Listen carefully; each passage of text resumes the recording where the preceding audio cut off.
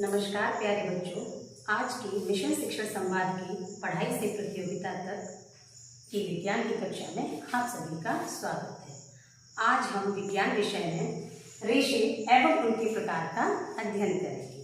तो प्यारे बच्चों, जैसा कि हम सभी जानते हैं, मनुष्य को जीवन जीने के लिए मुख्यतः 3 आधारभूत चीज़ों की आवश्यकता होती है, जैसे रोटी, कपड़ा और मकान।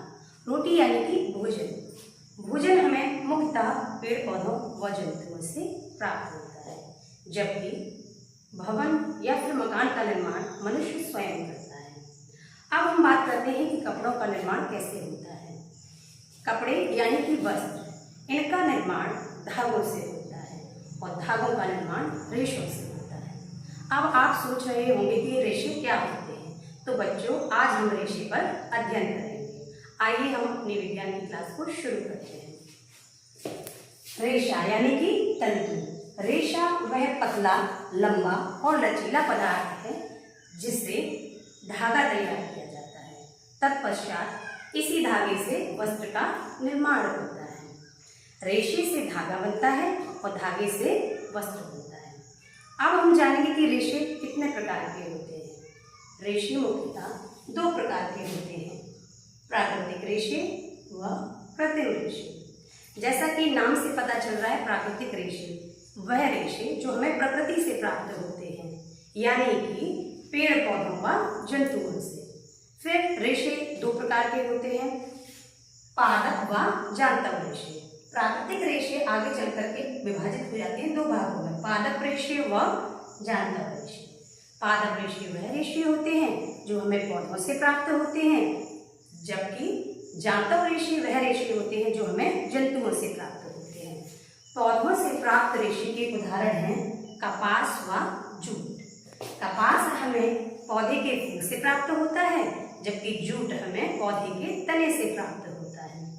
अब बात करते हैं जांतव रेशे की। जांतव रेशे वे रेशे जो हमें जीव जंतुओं से प्राप्त होते हैं, जैसे कि ऊन व रेशम। ऊन हमें भेड़ से व रेशम हमें रेशम कीट से प्राप्त होता है।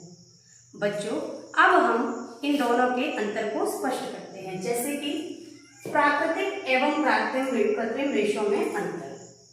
हम कृत्रिम रेशों के बारे में। कृत्रिम रेशे वे रेशे होते हैं जो रासायनिक पदार्थ से कारखानों में बनाए जाते हैं, यानी कि वे रेशे जिनका निर्माण मनुष्य स्वयं करता है। इन रेशों के उदाहरण हैं नायलॉन, पॉलिएस्टर, एक्रेलिक व रेयन। अब हम यहाँ देख पा रहे हैं, हमारे सामने ऊन रखी है। ये ऊन जो है ये प्राकृतिक रेशे का उदाहरण है। कपास, ये भी हमने पढ़ा कि ये प्राकृतिक रेशे का उदाहरण है, क्योंकि ये हमें पौधे से प्राप्त होती है। जबकि रस्सी और मोजा ये दोनों नायलॉन से बने हैं, तो ये कृत्रिम रेशों के उदाहरण हैं। अब हम आगे बढ़ते हैं, प्राकृतिक व कृत्रिम रेशों में अंतर। तो प्यारे बच्चों, प्राकृतिक रेशे हमने पढ़ा वह रेशे होते हैं जो हमें प्रकृति से प्राप्त होते हैं, यानी कि पौधे व जंतुओं से। जबकि कृत्रिम रेशे वह रेशे होते हैं जो कारखानों में रासायनिक पदार्थों द्वारा बनाए जाते हैं। प्राकृतिक रेशे जैव अपघटनीय होते हैं, जबकि कृत्रिम रेशे जैव अपघटनीय नहीं होते हैं। प्राकृतिक रेशे पहनने में आरामदायक होते हैं, जबकि कृत्रिम रेशे मजबूत एवं टिकाऊ होते हैं। अगर हम इनके उदाहरण की बात करें तो कपास, जूट, ऊन व रेशम प्राकृतिक रेशे के उदाहरण हैं, जबकि पॉलिएस्टर, रेयन, एक्रेलिक, नायलॉन ये सभी संश्लेषित यानी कि कृत्रिम रेशे के उदाहरण हैं। बच्चों, अब हम जानेंगे कि रेशे से वस्त्र कैसे बनाए जाते हैं। तो सबसे पहले रेशों का संग्रह किया जाता है। रेशों को इकट्ठा करके उनकी कटाई की जाती है। कटाई से धागा बनता है। फिर इन धागों की बुनाई होती है, जिससे कि कपड़ा बनता है। फिर उस कपड़े की रंगाई होती है। रंगाई के बाद उस कपड़े पर छपाई होगी और वस्त्र पहनने के लिए तैयार हो जाता है। तो इस तरीके से हमने जाना कि रेशों से सबसे पहले कटाई हुई तो धागा बना, धागे की बुनाई हुई तो कपड़ा बना, कपड़े की फिर रंगाई हुई और रंगाई होने के बाद जब छपाई होती है तो वस्त्र पहनने के लिए तैयार हो जाता है। आगे हम देखते हैं महत्व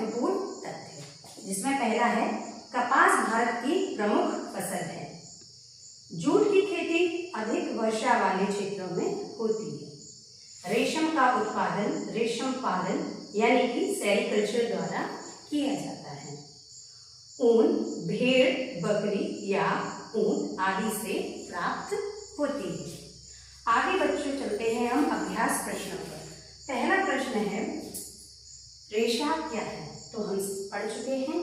रेशा क्या होता है बच्चों?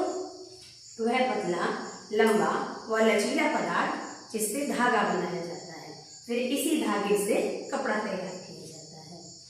प्रश्न दूसरा है रेशों के प्रकार लिखें। तो रेशे मुख्यतः दो प्रकार के होते हैं, प्राकृतिक रेशे व कृत्रिम रेशे।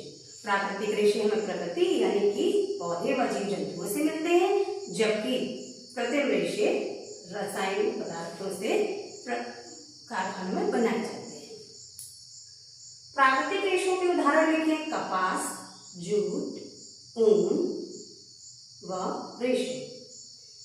कृत्रिम रेशों के उदाहरण लिखें।